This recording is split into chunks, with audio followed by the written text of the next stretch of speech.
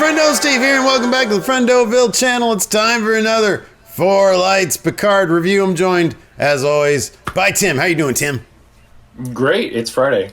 It's Friday, man. That's my third favorite day of the week. I don't know. It's usually my first favorite day of the week. It's really quiet here at the house because, we don't go into the office until late for the SmackDown review. We're not even doing that today because it's Valentine's Day, and Larson wanted to take the day off, and I was like, okay, cool, whatever. What are you doing for Valentine's Day, man? So anniversary's coming up, and then after that, in April, we're going to Disney World. So we're going with our travel buddies tonight, and we're going to get our fast passes first thing 6 o'clock in the morning tomorrow. Ooh. So we're planning everything tonight. So doing the keto thing. So nothing but buffalo wings and planning for Disney. That sounds cool. Next week, Lacey and I are going to an Annie DeFranco concert. She's a big Annie DeFranco fan. I don't know who that is, unfortunately. Maybe if you told me a song or something. I don't know. I don't know any of the songs. She's like a super independent artist from like the 90s, and she just never stopped. So yeah, Lacey was into her. She seems cool though. I don't know. It'll be fun. We're going to Santa Cruz. Okay. But we're still going to review next week as well, correct? Same bat time, same bat channel. Next week looks like a crazy good episode. Mm-hmm. Next week seems really cool. I thought this was, speaking of which, I thought episode 4 was pretty darn good, man. I thought it was, you had mentioned in our little secret group chat that you thought it felt more like an actual episode of Next Generation, which I kind of agree with. I see where you're coming from in that one. With number 1 at the helm, obviously we know who directed it. It had that old school, I'll tell you this though, if he decided to do a Steven Spielberg coming of age sort of movie where, kids, everything else, I'm all on board. Because that first sequence with the little boy and Picard, and even the scene where they're, on the Borg cube where the two were kind of falling in love, he filmed those so well with the music and everything else. He directed it wonderfully. I want to see him doing a coming of age Goonies style movie. I'm all on board. Yeah, of course, you're speaking about Jonathan Frakes, number 1 captain, Commander Riker. Well, I guess he was a captain at some point. Yeah, he directed this episode, and I think the next 2 or something like that. 2 or 3, something like that. 2 or 3, okay, cool, right on. Yeah, no, he's terrific, man. To be a fly on the wall on that set, see him and Patrick Stewart back at it together, that'd have been something else. He's the one going, make it so. Make it so. I was actually directed by Jonathan Frakes once. Oh yeah, that's right. You were. I was an extra in a movie called Time Splitters, and I was not visible on camera. I was in a big club scene, and Hilton was the bartender in the club, and I was a patron at the bar. But the camera never left the stage, which was a huge. There was a big gulf. There was a huge dance floor between the bar and then the stage area, and that's where the cameras were, or that's where the cameras were pointing at anyways. And at one point, Frakes was on the megaphone. He was like, okay, everybody, in the back, I need you to blah, blah, blah. The fun fact about Hollywood, though, the directors are not supposed to direct extras. They're only supposed to direct union actors, and it's supposed to be the first assistant director or the assistant director that directs the extras. So once Frakes started directing us, a bunch of the nerdy, because I never really cared about getting a union card, a SAG card, a bunch of the nerds were like, wait a second, the director just told us to do something. He directed us. That could make us eligible for a SAG card. And they started writing down stuff. And I was like, well, that's cool. Good luck with that. I don't know if that sounds shady or I found a loophole. It probably didn't work for anybody, to be honest with you. No. But so you didn't get to meet him though, right? What's that? No. You could barely see him from where I was. And on top of that, it's funny, I don't remember marking out that much for being directed by Commander Riker. It was after I had watched I was firmly a Star Trek fan, but my fandom had sort of lulled, probably because it was around the Voyager era, and I just didn't. I stopped watching once Voyager was on. I didn't start watching Voyager till much later. Anyways. Gotcha. So yeah, let's talk about episode 4. We kick things off. We are, it's again, flashback 14 years ago, but this time we're on Vashti, which is one of the planets that Picard was relocating refugee Romulans when their star went supernova. And so his main interaction is with this sort of coven of nuns, I guess. It's like a sisterhood called, I forget, what are they called? They're called the Sorry. the Kawat Malat, I think. Yeah, they're kind of like nun ninjas, and they actually have a very interesting way of life, because Romulans are very, you put on a front. They're like onions. They always have layers, sort of a thing. But the way that these women are, they live by a way of called absolute candor. They say what's on their mind. They don't have any hidden feelings. And that kind of, Picard even mentions, like, I don't know if I can ever get used to that. But it's interesting because he's helping out these individuals, and they've said they've helped move like 250,000 people over to the planet, and they've been a really big help. And I think part of that is another, we talked about him opening up at the end of Next Generation playing cards, him getting together with these Romulans. It's also a way, because they do this and they open up saying, hey, I'm exposing myself to be open.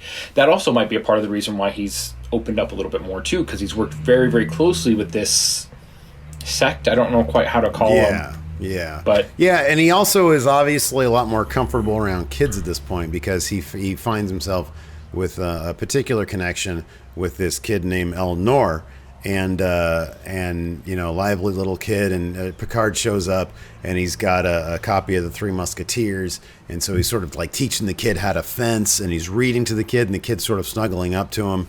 It's a very nice scene, and Picard is obviously doing his best to help these people, and they're very, very appreciative of it. But then at the very end, he gets word from Raffi, who's orbiting the planet, you would assume, that the Martian attack, the synths had attacked the Martian colony, the shipyards, and he was like, "What? Synths attacked? Synths did what now?" And yeah, that's where that is. And so he beams away, and he's like, "Hey, we're going to keep on helping you guys, and everything is going to be great, and the Federation is fully committed." And then that didn't end up happening. Yeah, it's really tragic almost, because like you see like the reading of the book, and then he's reading the book, and the kid is hanging on every single word. If Patrick Stewart's reading you Three Musketeers, I would be holding onto his arm, leaning up against him too. You know, pretty much. And then he teaches him how to fence, and that's kind of a throwback to Picard and his fencing in the other series. So that's one of the very few throwbacks we've had in this. And then when he's like, "I gotta go, I really want to come back," and then you find out it's a little, not heartbreaking as much as some of the other things were, but it really sucks how these people were like looking up to him. And this is kind of one of the only tangents or side points I kind of wanted to take with this one episode, and this kind of sets it off. Picard believed in the Federation, in what they were doing, the first contact protocols, all that stuff. He believed in what Federation was doing, and then the rug gets pulled underneath. So now he's like, I owe this to these people, but now my hands are tied and I can't do this. And he feels just like a big sack of crap because he can't. And the pain when he comes back is really on him. He just feels deflated, and it really sucks because, like I said, he believed in it, and he was a career guy, and it's deeper than this episode really showed how deep his fall was in not believing in the Federation, and it was so well acted too, that just seeing the emotions. So it was really well done. After that, we're back on the ship in the modern day, or in the present time, whatever. And Dr. Girardi is kind of bored, so she's bugging Rios, who's deep in his book about the existential crisis of knowing about death. And she's like, "It's weird, there's nothing to do." She's like, it's called space, so that should be my first clue. There's really nothing going on out here. But yeah, all you have is a bunch of Klingon opera. Why is that? And he's like, "Well, that's a long story." And so she's like, you got. I've known people before who have read books, paper books, and I always like to bug them too. And he was like, "Oh, well, what did they do when you did that?" And she was like, "Well, it was my dad, and so he couldn't really do anything. He didn't do nothing." And it was a cute moment. I really like her character. I really like the actress who plays her. I think she's already got that sort of like, she has the character down. And I really like Rios. I think that he's really well cast. And he does a great job at all the different holograms. We got to see two new holograms this time. So we do know that we see later on, but everybody's like, "Oh, he's the pilot hologram." No, he's not. So I think he's an actual human. And there's a reference coming up in a room that we'll see. See, it's the next scene where we're at with Picard. Does it cut to that, or does it cut to the board? So he's reading about death, and then and then Raffi comes in. She's mad because they're not going to Free Cloud. They're going to Vashti. Yep. So she's upset about that. Go ahead. What were you going to say? Yeah. No, I was going to say coming up. So then they go to visit Picard, right? That's the next scene. After that. Then we're in Picard's. So Picard is recreated in the holodeck there. His study from back at home with the help of the emergency hospitality program. Hologram, sorry.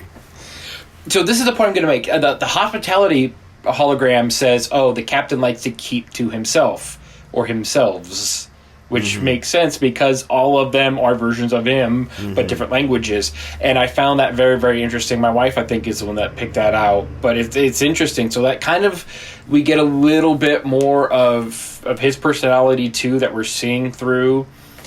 I still think there's a little bit more to all these programs of why they are the way they are. Yeah. But that's just one little insight from one of the holograms. Yeah, there's going to be some sort of backstory there with the holograms.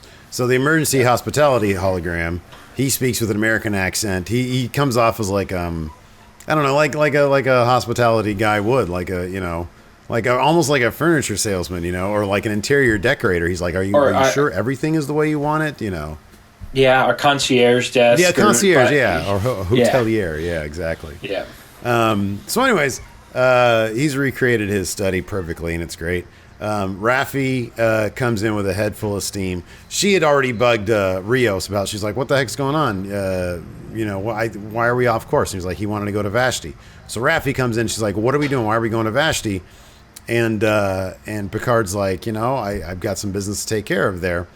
And then Rios, Girardi comes in. She's like, "Is this cool? Can I come in?" It was it was actually a really good sort of chemistry scene, sort of to test out the chemistry between these people. And I thought it worked really well. And I think part of that has to do with Frakes' direction as well. So we noticed that they reused the sets for the holodeck and things like that. And so since they can reuse sets, we talked about the ship being one set, and then they don't film everything sequentially, obviously. Right. So with that being said, they can get the cast and moving over wherever they need to, which I think is really good. But then when she's like, "Oh, hey, this is kind of a personal program," but everybody's just kind of walking into his holodeck program, which is kind of like it should be his personal space, but it's not. Yeah. So, and she kind of interjects herself, but it was a good way to see how they all interact with each other. You're right. It's a really good ensemble piece for, okay, these are the people that are on the quest right now. Let's get together and see how they interact and where are we going from here. Yeah. And I liked, especially, given that we had sort of a fairly lengthy conversation about Raffi last week, I actually really liked Raffi in this episode. I really liked when she actually did a Picard impression, too, because she turns to Rios and she's like, "Oh, so he just said, lay in a course for Vashti, engage."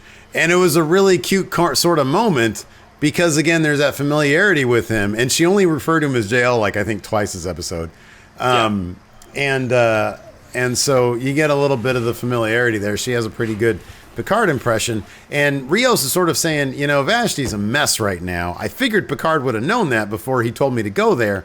But it's a disaster. Everything has fallen apart.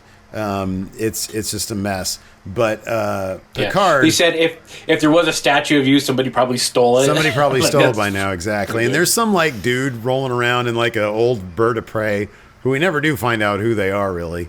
No. So Picard wants to pick up a Kawat Malat fighter, and so he's going to go back to the sisters and see if Elnor is still around. I guess that's who he has on his mind from the get-go. Yeah. So anyway, then he says, excuse me, the reason why is because the Kawat Malat are they are the most feared enemy of the Tal Shiar, and that's obviously who they're going to be potentially facing here. He also explains at this point the way of absolute candor, which we've already sort of gone over. And Raffi then sort of tries a more personal, quiet approach to Picard and saying, "Dude, let's stay on task." And he says, "I might not get back here ever again." I mean, he's referencing his own mortality. Yeah, that was pretty hard to hear, but it really hits home the fact that Picard is sensing this. He's like, I know, but there are loose ends I have to take care of. Mm-hmm. And this will also help our quest, hopefully, down the line. Yeah, exactly. So we're back on the Borg cube. Soji is studying Ramda's teaching. Ramda, if you'll remember, is the former Borg lady who was an expert on Romulan mythology. And she's talking about the destroyer who she accused Soji of being. As it pertains to Romulan mythology, she sort of brought on this day of annihilation. And so it sort of clicks with Soji in some way that's a bit ambiguous. Go ahead. There's some, obviously I don't know how much you checked Reddit this week, but there was rumors that... in this case I didn't check any Reddit. What did you find? So what the rumor is that the Romulans built in the genetic dysfunction for the Romulans so they can't become assimilated, or if they do become assimilated, they back off because they can't be assimilated properly. Yeah, it's definitely starting to feel like the Romulans made the Borg. That's what it's sort of like that. And we know that there's wormholes and there's ways for the Borg to get way out there. Oh, for sure, yeah. I mean, the Romulans are already in the Beta Quadrant. I didn't know that until this week. I didn't know the Romulans and the Klingons are both in the Beta Quadrant. I figured they were all in the Alpha Quadrant, but no, they're in the Beta Quadrant. Oh, I didn't know Klingons were in the Beta Quadrant. Apparently, the Klingons and the Romulans. That's what I read. Okay. Didn't know any of that stuff. Yeah, we do There's this great super nerdy video on YouTube that I found of why Voyager didn't use the Bajoran wormhole on the Gamma Quadrant side to get home, because if you actually look at where they are, like in the Delta Quadrant, it probably would have been much faster for them to go to the wormhole. Like, because, they started out at Deep Space Nine in the pilot. Yeah. And then they end up doing the thing with the whatever, and they end up on the far side of the Delta Quadrant. But the Delta Quadrant is like bordered to the Gamma Quadrant.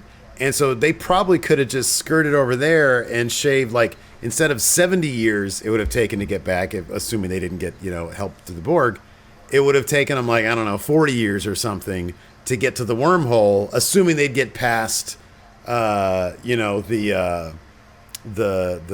Dominion, who was all over the Gamma Quadrant. But also another interesting thing about that, Voyager, if they'd have taken the original route, like directly without any wormholes or anything, they would have ended up having to go through the entirety of Romulan space. They would have ended up on the back end of Romulan space and had to go through that to get to the Alpha Quadrant. So you would almost be better off facing the Dominion, because I think the Dominion would be more likely to use you as a chess bargaining piece and trade you off. But yeah, it was a cool little video. I love it. There's all sorts of great weird Trek stuff online. Yeah. Anyways, we're off task. Back on the ship, they've arrived at Vashti, and the planet is super secure. They've got like a giant shield around it with death lasers, and there's only portals that open up every, I don't know, 30 minutes or 7 minutes or something like that. Hour or something like that. Yeah, and then like they only have 30 seconds to get through, and they need clearance, and Picard's like, well, did you get clearance? And Raffi's like, no. And he's like, all right, well, what are your suggestions? And you're like, why don't you name drop me? We did. Yeah, that was funny. And they were like, yeah, they were not impressed. And Picard was like, really? It was a good little moment. There's like good little chemistry already between this crew. And so he's like, okay, well, what do you suggest? And then Rios is like, well, a cash prize or a bribe, basically, will probably do the trick. And I guess we can assume that's what they did, because Picard then beams down to the surface. And they never mention it again. Yeah, exactly. So we're assuming they wrangled together some money, I guess, some latinum, I don't know. Anyways, Picard beams down, and it's kind of a shithole now. Like, on appearance, it doesn't really seem all that different from when it did before, but there just seems to be a more surly, atmosphere going on. Everybody's 20 years older and have that Farmer John hat going, what are you doing around here? Yeah, it's very Old West. It's very Deadwood, and everybody's giving everybody side eye. And it's like, there's like a sign on a local restaurant that says Romulans only. And Picard's going, hello, hello, hello. Yeah, he starts saying, like, Jolan True to everybody. And they're like, screw you. Anyways, he returns to the Quat Malat nunnery, and he asks the lead nun there for help. She's like, man, we didn't think we'd ever see you again. And then we also see the all growed up El Nor at that point. He's like, hey, it's Picard. So before we get too much into that, Narek is talking to Soji on the Borg ship. And they're talking about Ramda. They're actually with Ramda. She's laying there being scanned. And then it cuts to another scene in the bar, and they're still talking. And she's sort of quizzing Narek about how mysterious he is. She's like, I'm a very trusting person, but you're really testing my limits. You don't have any insignia. You don't have like a uniform. You can go wherever you want. And she's like, are you part of the Tal Shiar? And he's like, no. And she's like, well, would you say that if you were? And he was like, yeah, no, I'd say no if I was. And so yeah, and he's just really coy about it. And he's like, look, come with me. I got something fun to do. Yeah, he's like, I'm going to show you what is it? A Borg ritual. A Borg ritual, yeah. The Borg don't have rituals. And he goes, just trust me, come with me. It's a really... it's young lovers having fun, and basically he finds an air vent that has some sort of moisture or lubrication on it. He takes off his boots, and they go sliding down this hallway on their feet, and they're laughing and giggling, and the music starts swelling, and it's directed really, really good. And then they get to the back corner, and they start making out a little bit, and then it gets awkward.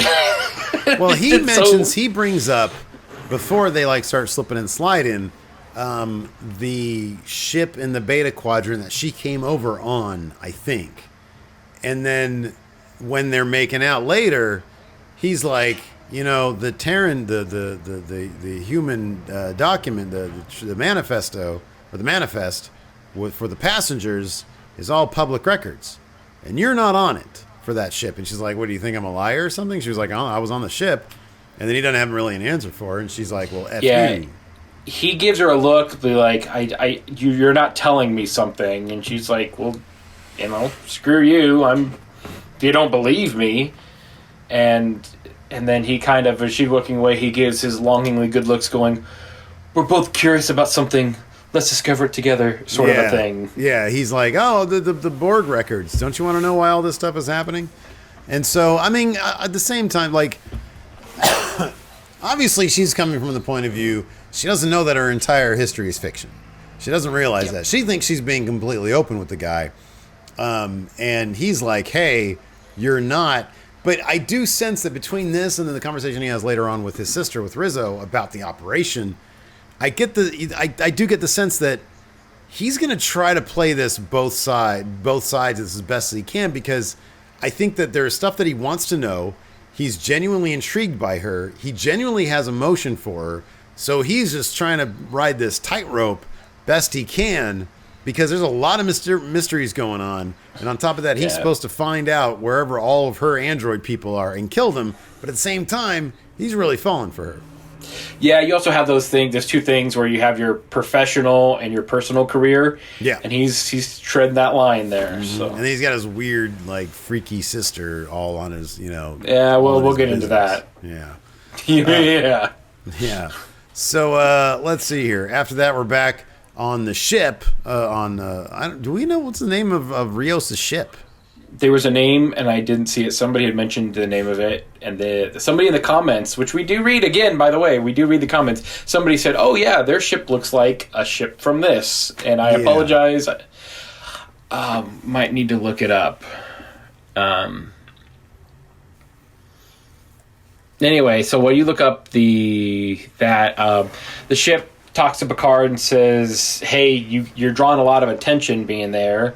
And he's like, "Well, I'm going to." They said, "No, that old bird of prey is hunting for the ship that brought you." And Picard's like, "Well, I got stuff to do here. Take care of yourselves. I'll be fine down here. I'll be safe." Yeah. They're like, "The heat's on you, man." And he's like, "You just buy me some time because I'm doing stuff here."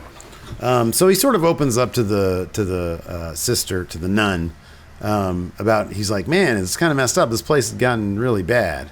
And she's like, "Yeah, and he sort of makes reference to, him having given up even after the Federation. I mean, there's little he could do, but he didn't really. I get the sense from him that he didn't really give it the best try he could to make things better because he was aiming for perfection. He said, I made perfection the enemy of good, and as a result, things went bad. And so the nun basically says, you know what, Elnor needs to go with you. We were never able to find him a home. You left. You didn't come back. And Picard is very regretful about that. And so that leads to Picard talking to Elnor about the mission. He tells him about Data, and Elnor's like, I remember him. He had an orange cat named Spot. And Picard was very tickled that I remember that.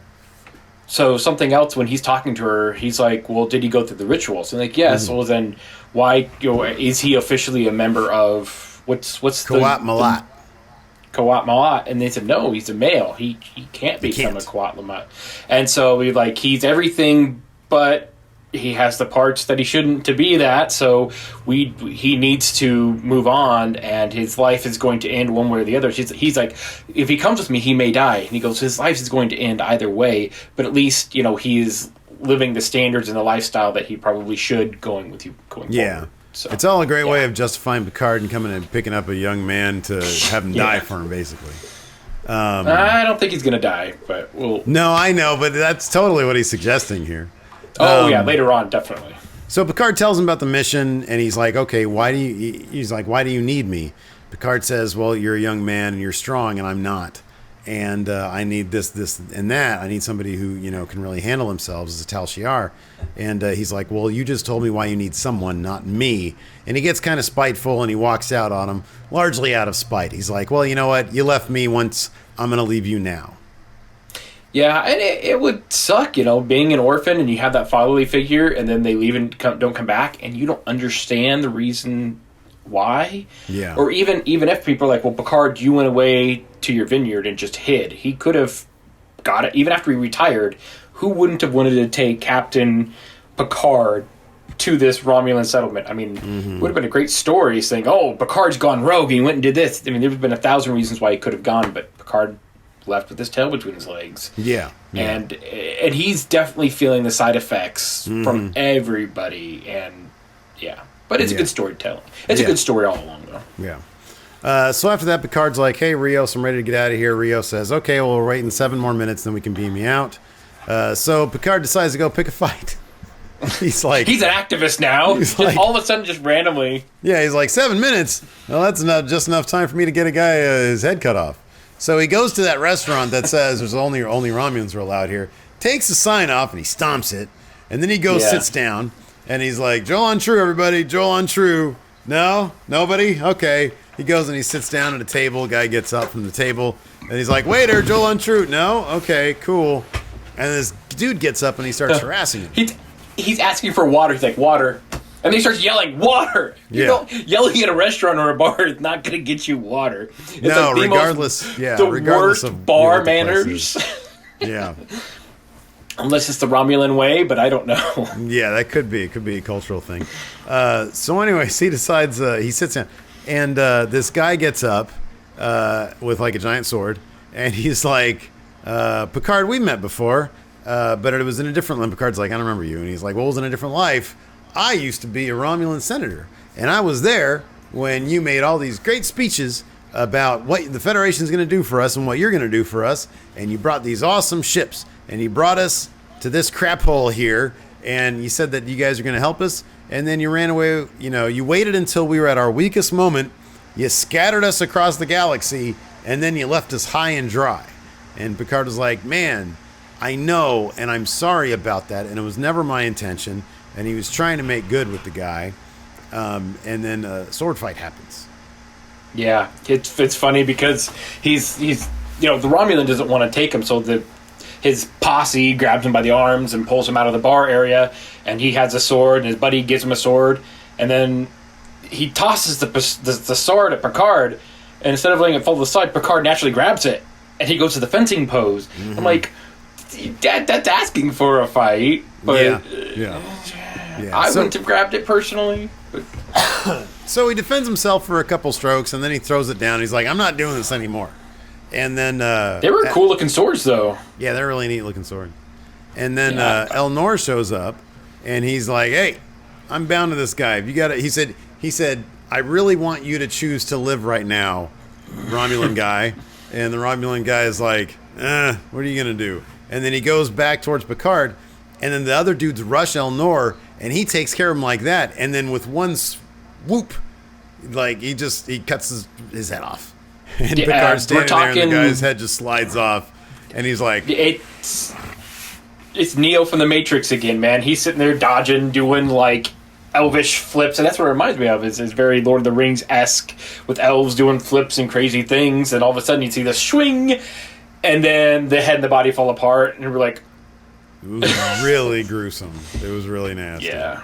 So Elnor sort of tells everybody, I'm bound to his quest, and then Picard gives a speech to the people gathered around where Picard sort of apologizes, like, because of what I did, we experienced a lot of grief and a lot of loss, and I'm sorry for that.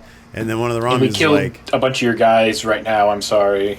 Yeah, exactly. And then one guy's like, oh, I don't know what all that meant, but here's a disruptor. You can't dodge that. You're not going to cut my head off when I have a disruptor. And then you hear Rio say, hey, can we beam me out now? And Picard's like, yeah, do it now. And so they get beamed up, and Picard instantly scolds Elnor for cutting a guy's head off. And he's like, don't you strike unless I say strike from now on. Yep. Which also goes into pledging his abilities towards the quest, is that now Picard's put even more constraint on him. So he's... a leash dog is not the way to be, but someone who doesn't quite know the morality in some of these events of knowing when they should or shouldn't strike, especially being as young as he's being portrayed, it's probably a good thing that he does have limitations. Mm-hmm. Then it'll play in, because I'm sure there's going to be a thing where Picard can't look or say anything, so he'll just be able to, like, it'll test the young man's ability to judge a situation, and he'll grow. And again, it's a good storytelling. You can kind of tell where it's going a little bit, but it was really good. I felt bad for him a little bit because he was just sticking up for Picard, and Picard was kind of a... You already left the kid behind. You left the orphan behind, and then he kills a guy to save you, and then you yell at him? Yeah, no, I'm with you on that one, but I mean, Picard has got... Yeah. He's like, hey, I need to check this dude once, and then we'll understand each other, because he did just slice a guy's head off. So there has to be some, there's got to be some checking there. And there was no remorse. He was just like, I really don't want to kill you, but I will. And he killed him, and he goes, I warned you. So. Yeah. Well. So yeah, they get beamed up, and it's sort of revealed at that moment also, because Jurati comes over to talk to them, and they do like the thing where he's bound to the quest, and she's like, okay, so what qualifies a quest for a person to be bound to? And he's like, oh, they only bind themselves to lost causes. So that was sort of the punchline of the entire joke. That was pretty good. Yeah. After that, we have a really creep scene between Rizzo and Narek, who are brother and sister, and she's once again in his bed, and she's just acting really incestuous and gross, and he's kind of like having none of it. He's unconscious laying there, and then you see a hand on the cheek, and you're like, oh, maybe it's a sister. And he's like, oh, and then she's saying, hey, you got a week basically to get the information from her, and he like starts choking him out a little bit, and then gets really, really close up to him and is sniffing his hair or something. It's weird. Why do all bad guy siblings have to have that incestuous tone? I don't understand. Yeah, I know, it's a Game of Thrones effect. But I did know that Narek in this scene really did sort of assert himself more. He was asking questions. He was like, okay, what is going on with this? Why is it that the Romulans messed up the Borg cube when the Borg tried to assimilate them? What's going on with that? And then he had some other questions. And Rizzo basically said, I'm unimpressed with you, because Narek is like, well, I planted a seed of doubt there. We're going to figure this out. And she's like, I'm bored with it. You have a week. Yeah. So then he leaves. Or she leaves. After that, Rios in the ship. They're all in the ship, and they're trying to just get out of there, but they're stuck between this bird of prey and the planetary defense system with their death rays. And at that point, he calls up his emergency weapons hologram, which is seemingly a hungover Spaniard who only speaks in Spanish. only speaks Spanish, and it's so funny. It was really funny because like he was useless. He did nothing. He was just like, oh, look at that ship right there, and yeah, it was pretty funny. We're drifting left. Maybe we shouldn't. Yeah. All it was. And so Rios is using all sorts of weird tricks, like shooting his ship back and forth, and he seems to be kind of in control. But then when things start to fall apart a little bit, another smaller ship comes in and starts helping him out. And a little more nimble, a little bit more tactically prepared, but still doesn't have the defenses of a larger ship. Right. And so they're able to team up and slice off one of the nacelles, one of the arms of the bird of prey, and that goes flying off, but not before the little ship that came in to assist got hit and found itself in trouble, and it started to like head to the planet's shields, which would be certain death. That ship hails Rios' ship in a great little moment. Picard's like, put him on screen, and then realizes this isn't my ship. It's not my thing to say that. And he looks over at Rios and he's like, sorry, that's totally not. It was really good. And then Rios is like, nah, put him on.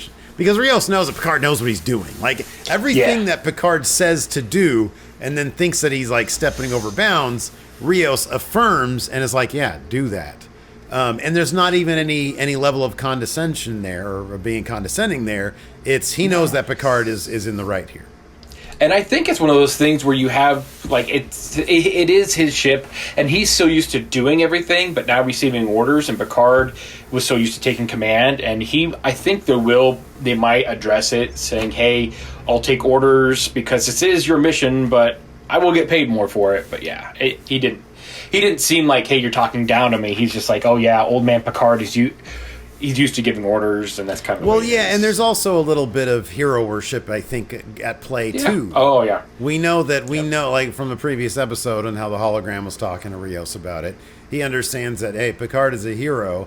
Rios is former Starfleet, so he knows the legend of Picard, and so there's going to be a lot of leeway given there. Yep.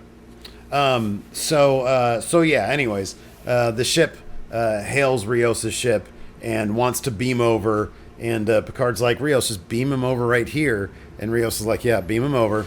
And then they do, and Picard tells Elnor, hey, get ready, because this could be anybody. I kind of geeked at that moment when Elnor was just like, Me Picard's too. like, get ready. And Elnor's like the hilt and pulls it partially. It's like, he's ready.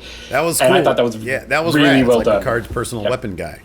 Yeah. Speaking of which, so you had some reservations, privately anyways, about the actor who played Elnor. My only reservation was I think that they got the hair just looks so fake. It bugs the crap out of me. And I hope it's one of those things where it's just like it's like, first season thing, and like, he cuts it or something. I don't know. It's such a stupid thing, but I really, really like the actor. I think there's such a great vulnerability with him. He has some sort of British style accent. Do we know what specifically dialect? Is it Irish? Oh, I don't know. Yeah, there is some. And with him, and then you're so used to hearing this British style sometimes, and then, you think he borderline looks Native American with the complexion that he kind of has, sure. But then the accent and then the speech style, it was a lot of things that were stacked on top that makes it very awkward. And then his lines were very precise, and then that kind of threw off the acting too, so his dialogue was a little weird with everything stacked on top of each other. You know who he reminded me of? Do you remember that episode of Next Generation where, he's younger than this guy. He was the blonde kid who was taken under the wing of this sort of alienish race after Federation. He was human and they weren't, right? Yeah. He was human and they weren't. And then this is like 16 years later, and he finds himself on the Enterprise, and eventually they just let the kid go back. And he spoke in a very formal way, but there was such a quiet, good-naturedness to the kid in that episode, and that's what I got from this as well. Okay. I really liked the actor. I thought that there was such a vulnerability and an instant charisma that I really appreciated. The hair to me is kind of goofy, but it's kind of a whatever thing. I'll get used to it. But I actually I thought it was a good little bit of casting. I was kind of worried when I first saw him in the trailers because I was like, oh, he's kind of goofy looking. But when I heard him talk, I was like, oh man, I totally get it. Like he has something. And I was the complete opposite. Like when I saw him in the trailer, I'm like, okay, he looks kind of cool. And then I heard him speak, and I'm like, reservations. But we'll see how it plays out. I mean, obviously, this is our first, our raw feelings towards a character. Once it gets fledged out, a little more comfortable, sort of a thing. I think it'll be just fine. So, anyways, they end up beaming over 7 of 9, and I marked out because I didn't know we were going to see her now. Didn't see it coming. You sent me a text. Yeah, you said you gasped a little bit when you saw her. I was too. I was just like, oh, like that was out of left field, kind of. Yeah. I mean, she was in the trailers, and we knew that, but seeing 7 there, I think, is going to help solidify, because right now we're kind of stranded with.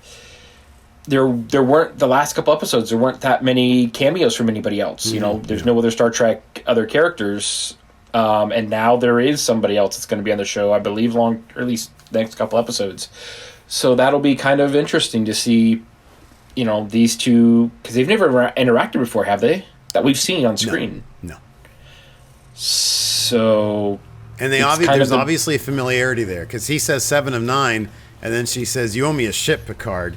And there's obviously a familiarity there. We've seen that in the trailer too, where she's like, "What are you out trying to save the galaxy for, Picard?" There's obviously, and it's not a surprise given his experience as Locutus. And she's being an the admiral, first real reclaimed Borg that isn't named Hugh. Anyways, there's obviously some personal connection there. So she says, you owe me a ship, and then she collapses. And then we go right into the trailer for next week's episode, which looks like a blast. It looks like it's fun. They're going to they're going to Free Cloud, I think, to get Maddox. And we got one shot of what I think is Maddox, like on the floor with like a gray beard.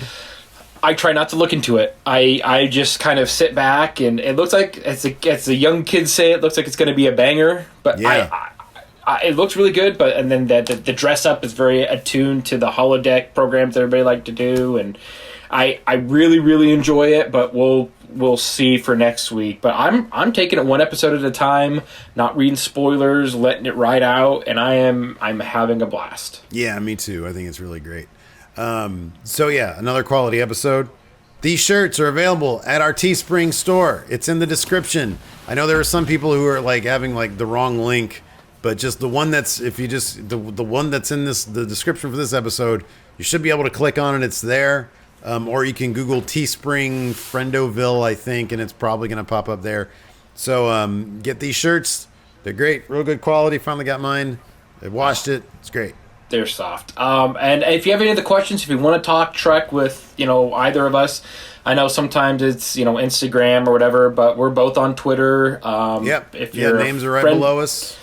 Yep. Don't be afraid to hit us up, DM us, whatever you guys want to do, want to talk. We have a couple of other friendos in our private chat that we talk with, and we appreciate all you guys liking, commenting. If you want to subscribe to Steve's stuff, he also has review for Omega stuffed Oreos that he tries to shove down people's throats, and they all die of diabetes. Yeah, man. That was good stuff. It was a quality episode. Anyways, I'll have more stuff here on Friendoville. Anyways, Tim, thanks once again for joining me. Oh, yeah. Sorry, my cat's made a cameo or two, too. I apologize. No, that's totally fine. That's amazing. Speak of the devil. That's great. That's awesome. People love that stuff, man. Anyways, that's it for now. Thanks, everybody, for tuning in. We appreciate it. Till next time. We'll talk to you later. Goodbye. Goodbye.